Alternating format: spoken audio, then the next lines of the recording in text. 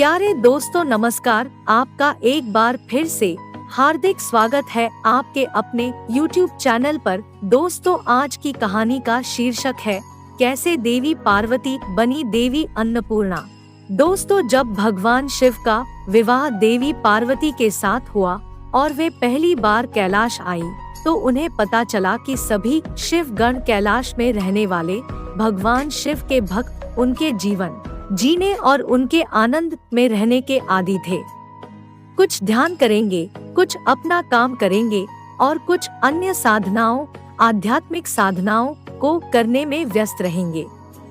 और शिव स्वयं हमेशा ध्यान में रहते। हर कोई योगी तपस्वी का जीवन जीता था। किसी ने भी संवारने, स्वच्छता और यहाँ तक कि भोजन की परवाह नहीं की। वे सभी कुंवारे जीवन जी रहे थे। देवी पार्वती ने यह सब देखा और काफी हैरान हुई। इसे बदलने के लिए उन्होंने पहली बार रसोई स्थापित करने का निर्णय लिया। उन्होंने अलग अलग बर्तन मंगवाए और एक रसोई बनाई और फिर खाना बनाने के लिए आवश्यक अन्य चीजों के लिए शिव जी के गणों से पूछना शुरू किया। गणों ने आपत्ति जताई कि उन्हें रसोई की जरूरत नहीं थी क्योंकि वे कच्चे फल और कंदमूल, जड़ और मशरूम खाने के आदी थे। सभी गण इस बदलाव से खुश नहीं थे, लेकिन देवी पार्वती ने सभी के लिए खाना बनाने पर बल दिया। जैसे ही भोजन पकना शुरू हुआ, इससे अलग अलग प्रकार के आवाजें आने लगी। गणों के अस्वीकृतिपूर्ण प्रदर्शन और भोजन पकने के शोर से भगवान शिव का ध्यान भी बाधित हो गया।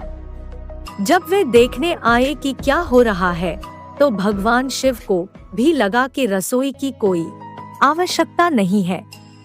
जब उन्होंने देवी पार्वती से रसोई की आवश्यकता नहीं होने की इच्छा व्यक्त की, तो उन्होंने पूछा, क्या आप निश्चित हैं? हाँ, मुझे विश्वास है, शिवजी ने उत्तर दिया। ठीक है, हम देखेंगे, देवी पार्वती ने कहा और वह स्थान त्याग कर चली गई। देवी पार्वती प्रकृति सृष्टि की अवतार है और उन सभी चीजों को प्रकट करती है जिन्हें हम देख सकते हैं, सूंघ सकते हैं, स्पर्श कर सकते हैं और महसूस कर सकते हैं। जैसे ही वे वहां से चली गई, पके हुए भोजन की सुगंध ने कैलाश को पार करना शुरू कर दिया, जिससे सभी गण भूख अनुभव करने लगे। जैसे जैसे उन्हें भूख की अनुभूति होने लगी, शिव जी भी वैसा ही अनुभव करने लगे, क्योंकि एक भगवान को वह अनुभव हो जाता है जो उनके भक्त अनुभव कर रहे होते हैं। और इस प्रकार दूसरी बार शिव जी का ध्यान भंग हो गया, क्योंकि वह स्वयं में भूख बढ़ने की प्रवृत्ति देखकर आश्चर्यचकित थे। उन्होंने गणों के साथ जांच की और पाया कि सभी को भूख लग रही थी। लेकिन जब वे रसोई में गए तो उन्होंने देखा कि सभी पात्र भोजन से खाली थे। भगवान शिव करुणा के अवतार हैं।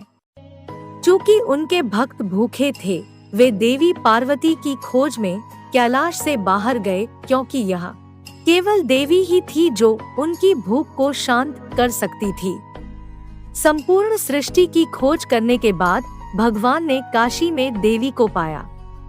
विश्वनाथ धरती के भगवान का रूप लेते हुए वह देवी पार्वती के पास गए और अपने भक्तों के लिए भोजन मांगा।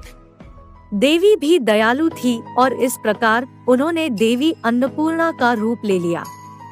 उस रूप को ग्रहण करने के बाद उसने भगवान शिव को सारा भोजन दिया, जिन्होंने इसे ब्रह्मांड के सभी गणों और अन्य प्राणियों में वितरित किया। इस कहानी को अन्नपूर्णा अष्टकम में दर्शाया गया है और इसमें से वह मंत्र आता है जो अक्सर भोजन ग्रहण करने से पहले सुनाया जाता है। अन्नपूर्णे सदापूर्णे शंकर प्राणवल्लभे ज्ञान वैराग्य सिद्ध्यर्थम भिक्षा देहि च पार्वती।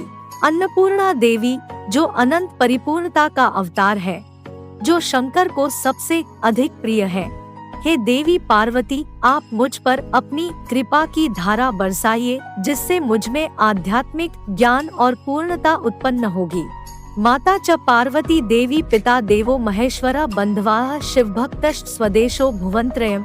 देवी पार्वती जो मेरी माँ है और भगवान महेश्वर जो मेरे पिता है, तीनों लोकों में सभी मानव रूप है। भगवान शिव के भक्त मेरे मित्र हैं। इस मंत्र के साथ हम प्रकृति और भोजन, देवी पार्वती के अवतार और सभी ब्रह्मांड भगवान महेश्वर के स्वामी का आह्वान करते हैं और हम जिस समाज के अंश हैं, उसमें एकता की भावना और सार्वभौमिक समुदाय के भाईचारे को याद करते हैं।